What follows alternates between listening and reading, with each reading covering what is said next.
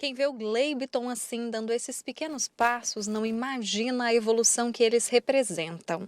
Há pouco mais de 2 anos, em um domingo de churrasco com a família, ele teve uma diarreia muito forte, que o levou ao pronto-socorro. Depois disso, os sintomas apareceram e o diagnóstico de Guillain-Barré. Uma semana de diarreia, fraca, vomitando, defecando. Aí fui no hospital, parei no hospital, no pronto-socorro com essa diarreia. Aí o médico me passou um antibiótico, cortou. A que cortou essa diarreia veio adormecendo meus pés, nos membros inferiores, passando para o superior. E eu achando que era infarto. E fui perdendo os movimentos, as forças, já não consegui ficar em pé mais. Aí meus familiares me pegou, levou para o hospital, pronto-socorro. Aí começou as suspeitas, as baterias de exames. A síndrome tem sintomas que dificultam o diagnóstico. O principal é a fraqueza nos membros inferiores. A pessoa pode ter dificuldades para firmar as pernas e caminhar. Os sintomas geralmente chegam depois de alguma infecção pelo corpo. É considerado uma doença autoimune e ela é ativada secundária a alguma crise infecciosa. Então, normalmente, cerca de 2, 3 semanas antes de perceber os sintomas do Guillain-Barré, acontece alguma situação infecciosa. Por exemplo, pode ser um vírus de gripe, pode ser o vírus do Covid, pode ser o vírus da dengue, zika, chikungunya, às vezes uma virose de vômito, de diarreia, pode ter também situações infecciosas, uma infecção bacteriana, intestinal. A Guillain-Barré não tem cura. Quando há suspeita da síndrome, os médicos analisam o conjunto de sintomas e fazem exames. O tratamento inicial pode ser feito com medicamentos, mas só no primeiro momento, já que o principal método é a reabilitação por meio da fisioterapia. Quanto mais rápido o diagnóstico, mais chance de reverter as sequelas da doença. A partir do momento que se entende que é uma síndrome de Guillain-Barré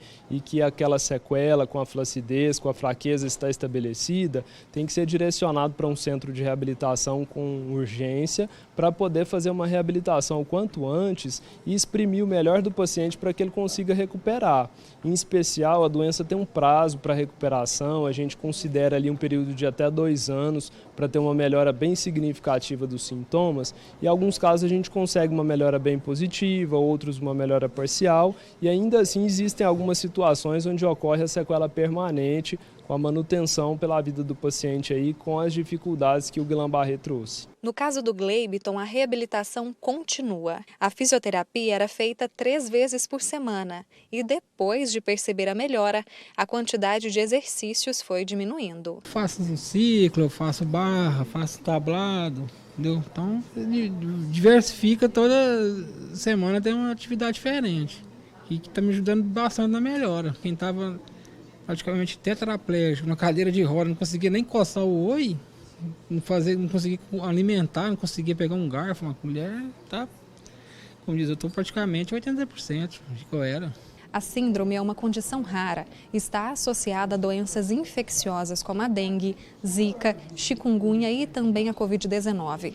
Por isso é essencial que a população esteja atenta à dengue e principalmente ao mosquito causador dessa doença, o Aedes aegypti, e também as doses de vacina contra a Covid-19. A síndrome de Guillain-Barré, a gente não consegue proteger ela diretamente por ser autoimune, por ser uma agressão do próprio corpo. Mas como que a gente evita os riscos de aparecer uma situação assim? É evitando as infecções virais e bacterianas. Então, as que tiver ao nosso alcance, como a situação da dengue, por exemplo, tudo que a gente puder fazer para evitar a transmissibilidade da doença, a proliferação do mosquito que difunde a doença, a gente consegue diminuir os casos e, consequentemente, uma coisa vai levar a outra.